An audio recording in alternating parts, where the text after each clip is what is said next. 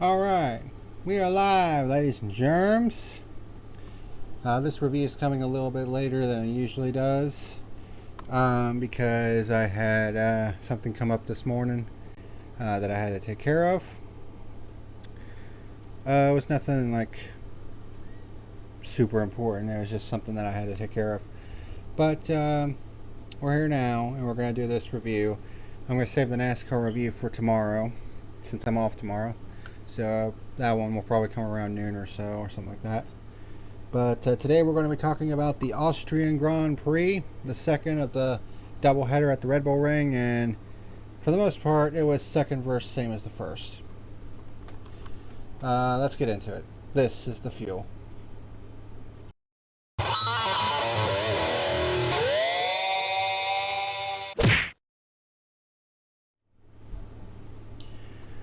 What's happening, ladies and germs, and welcome to today's edition of The Fuel with my new layout. I did say I was going to debut this layout on the 101st episode, but I decided, you know what, fuck it, let's just debut it today since I got it made and all that shit. But yeah, the webcam is a little wee bit smaller. Also got the Fuel logo and the Pac-Man 71 logo. I was going to take them out, but I noticed that there was some extra space right there that needed to be filled in. So I said, you know what, I'll just put those logos in and be done with it. But everything has been labeled. Headlines and news has a bigger space, so we can put some more in if need be. Racing results and points have their own space. So basically everything has their own space for the most part. So that way you know where everything is. And like I said, today we are going to be talking about the 2021 Austrian Grand Prix from the Red Bull Ring, which was the second of the two races at the Red Bull Ring. This is our 99th edition of The Fuel, just one away from the century mark. The title of today's episode: Penalties for everyone! You get a penalty! You get a penalty! Everyone gets a penalty! The FIA went batshit crazy with the penalties today. Let's see, how many penalties did we get in this race? Let's see, 1, 2, 3, 4, 5, 6, 7 5-second penalties in this race. I think that's the most this season. How many races are we in? 9 at this point? 7 5-second penalties. Some were justified, others not so much. And we're going to be getting into all that here in a little bit. But let's go ahead and get into the race headlines, and some news that came out this week. First off, Verstappen goes flag to flag at both of the Red Bull races. I mean, won the pole, led all the laps, won the race in both the Austrian Grand Prix and the Austrian Grand Prix. I mean, what else can you say about Max Verstappen that hasn't already been said at this point? I mean, he's basically the next coming of Lewis Hamilton, the next coming of Michael Schumacher, the next coming of Alain Prost. He's basically one of those drivers. He's one of them generational drivers that when you see this guy in action, you know he's damn good. And if there is someone who could potentially surpass Lewis Hamilton's records, because he now holds the all-time wins record at 98 currently. But there's one guy who I think could surpass Lewis Hamilton at this point, based on how long he's been in the sport and where he's at, considering his age. It's definitely Max Verstappen. And he holds some pretty crazy records in terms of youngest, this, that, and the other. And what do I mean by that? Well, let's just take a look at some of the crazy records that he has. He now has, in 128 starts, 15 wins, 50 career podiums. So basically, he's been on the podium nearly half his total starts. He has 7 pole positions, 14 fastest laps. His first start was all the way back in 2015, the Austrian Grand Prix. And his first win was the 2016 Spanish Grand Prix. So he already has, at just 23 years of age, he has 15 victories. That's a scary thought. But here's some of the records that he has. And of course, some of the teams that he drove for. He drove for Toro Rosso, which was the junior Red Bull racing team, for a few years. And then he joined Red Bull Racing mid-2016, and he's been there ever since. And he has steadily gotten better and better and better. Last 2 years, when they were Aston Martin Red Bull Racing, they finished third in the championship, but now they've switched to being called Red Bull Racing Honda, and they have certainly been a match, more than a match for Mercedes here in 2021. But here are some of the records that Max Verstappen holds right now. Youngest driver to start a race, 17 years, 166 days. Yes, he wasn't even an adult yet when he started racing in Formula One. And that was at the 2015 Australian Grand Prix. Youngest driver to score points, 17 years, 180 days. 2015 Malaysian Grand Prix. So it didn't take him long at all to score points. And it didn't take him long to win a race either. And this is all in one shot. Youngest driver to lead a lap. Youngest driver to score podium finish. Youngest driver to win a race. All of them at the 2016 Spanish Grand Prix at 18 years, 228 days. Then he became the youngest driver to set fastest lap at 19 years, 44 days. At the 2016 Brazilian Grand Prix, and this one was just added today. He set this record as well. Youngest driver to score a Grand Slam. Now, if you don't know what a Grand Slam is, a Grand Slam is you win the pole, you win the race, you set the fastest lap, and you lead every single lap of a race. That is a Grand Slam. And he just became the youngest driver to accomplish that goal today in the Australian Grand Prix at 23 years, 277 days. Not only that, on August 3rd, 2019, Verstappen became the first Dutch F1 driver to take pole position for the Hungarian Grand Prix, while also setting a new lap record on the Hungaroring and becoming the 100th pole sitter in the sport's history. And then, earlier this year, May the 23rd, 2021, Verstappen became the first Dutch F1 driver to lead the World Championship after winning the Monaco Grand Prix.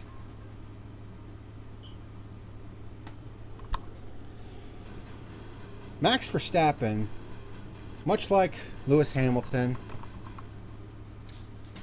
much like Michael Schumacher, Ayrton Senna, Alain Prost, Niki Lauda, Sir Jackie Stewart, Juan Manuel Fangio. These are what we call generational talents, where once a generation, a driver just comes along and just is a phenom in the racing world. And while Lewis Hamilton is going to be sticking around a little bit longer, we'll get to that in a minute. Max Verstappen, he is just 23 years of age, and he already has 15 career wins, which is absolutely insane.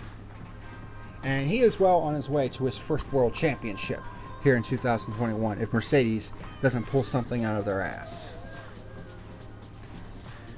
Max Verstappen is a talent, a generational talent, and we are seeing it on full display right now, and it is really coming to fruition here in 2021.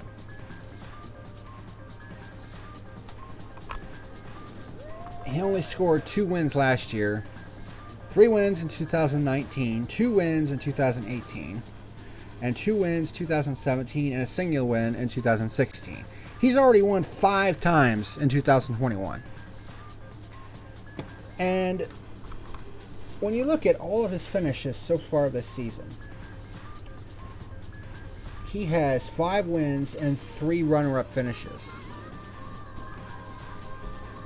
The only race he did not get a top 2 finish in was at the Azerbaijan Grand Prix, and that was only because he suffered a flat tire late in the race while leading. Otherwise, he would probably have 6 victories at this point.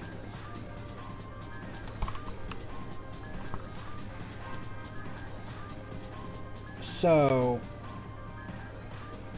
I mean, what else can you say about Verstappen at this point? He is the next coming of Lewis Hamilton, Michael Schumacher, whoever you want to say. This guy is the real deal. And he's starting to show it here in 2021. Taking the fight to Mercedes.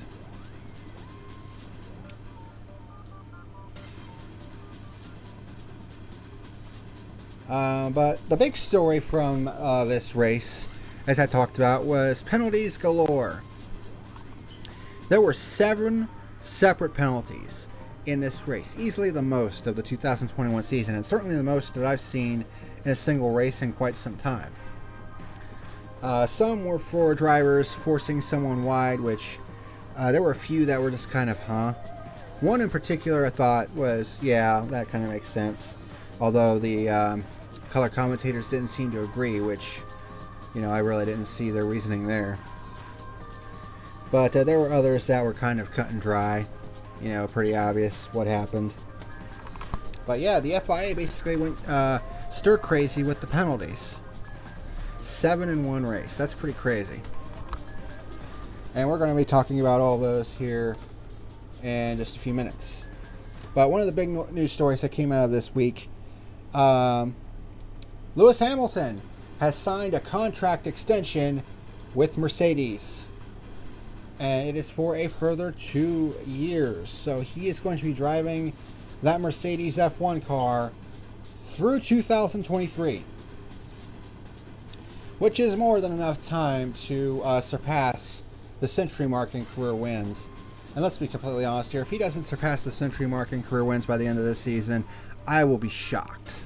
I mean, I know Red Bull and Max Verstappen are on it this year, but let's be honest here. If Mercedes and Lewis Hamilton doesn't eke out a couple more wins and get him to that century mark, I'm going to be extremely shocked. Because I've been saying this year, it's not a matter of if Lewis Hamilton gets to the century mark, it's just a matter of when. He's already surpassed the century mark in poles, which happened earlier this year, and now he's just 2 away from becoming F1's first ever Centurion. And F1 has been around since 1950, at least an official capacity with the World Championship of Drivers. 1950 was the first season of the F1 World Championship of Drivers.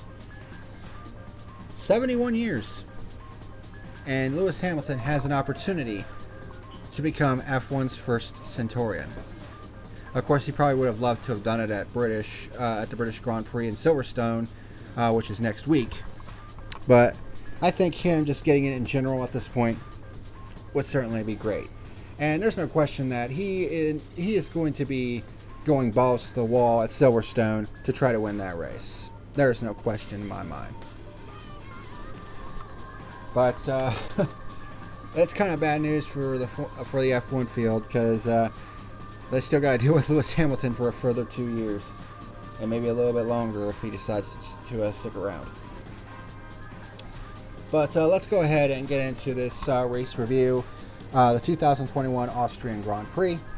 Max Verstappen started from the pole. 71 laps for this Grand Prix, much like last week. And we immediately got our first safety car on lap 1 when Esteban Ocon's right front basically gets folded in after contact with Antonio Giovinazzi coming out of turn number 3. So that was the end of Esteban Ocon's day after just 3 turns. Verstappen leads on the restart on lap 4.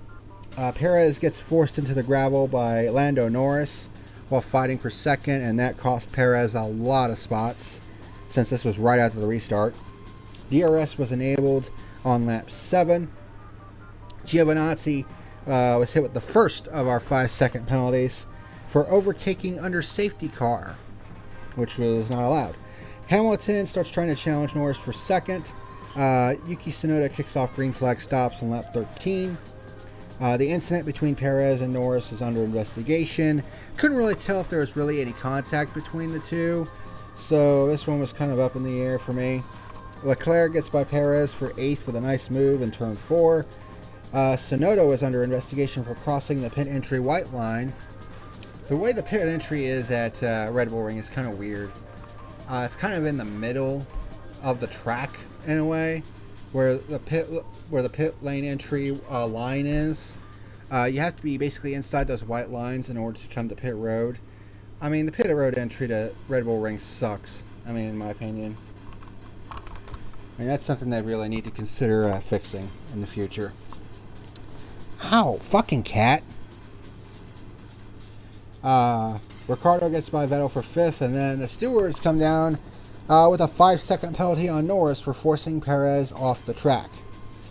Hamilton finally gets by Norris for the 2nd position, and then Yuki Tsunoda gets hit with a 5-second penalty for crossing the pit entry white line, which was pretty obvious.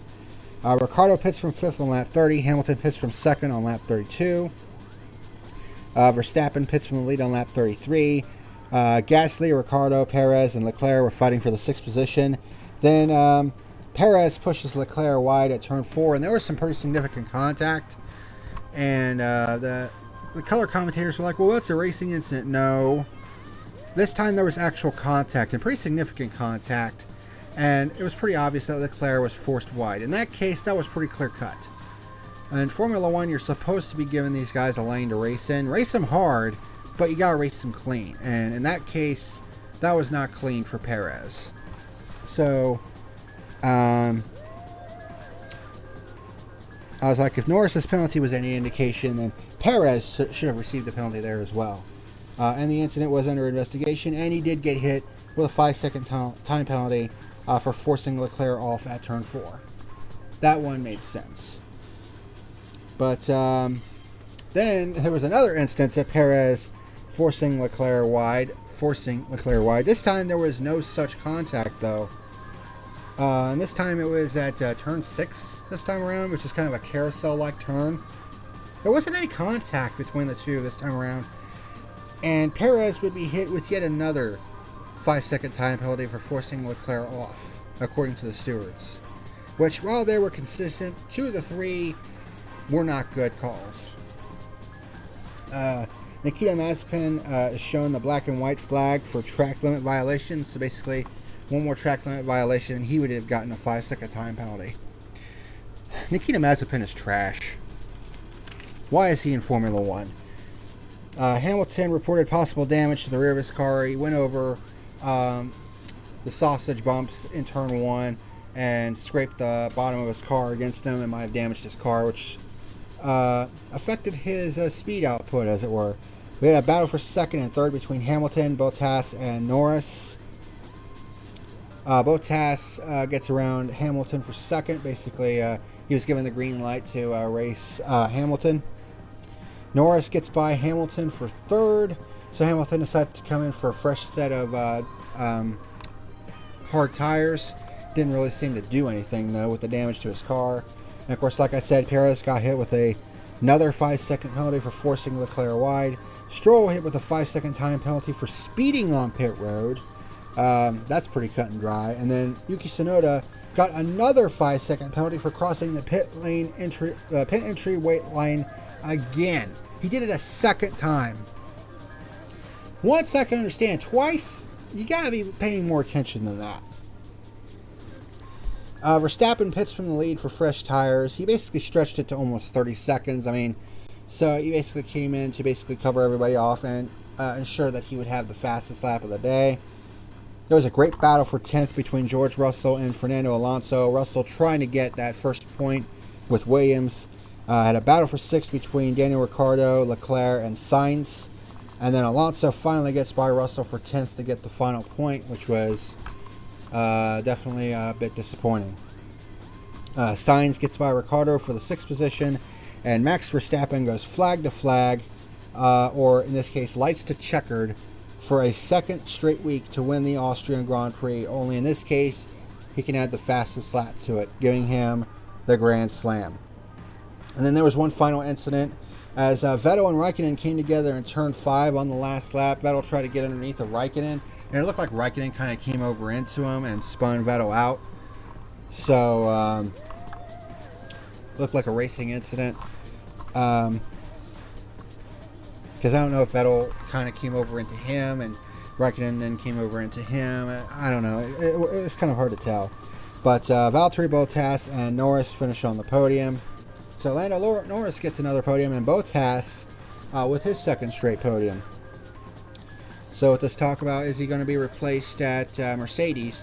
Well, with Hamilton staying at Mercedes for a further 2 years, and he did say that he wanted Valtteri Bottas to remain at Mercedes as well.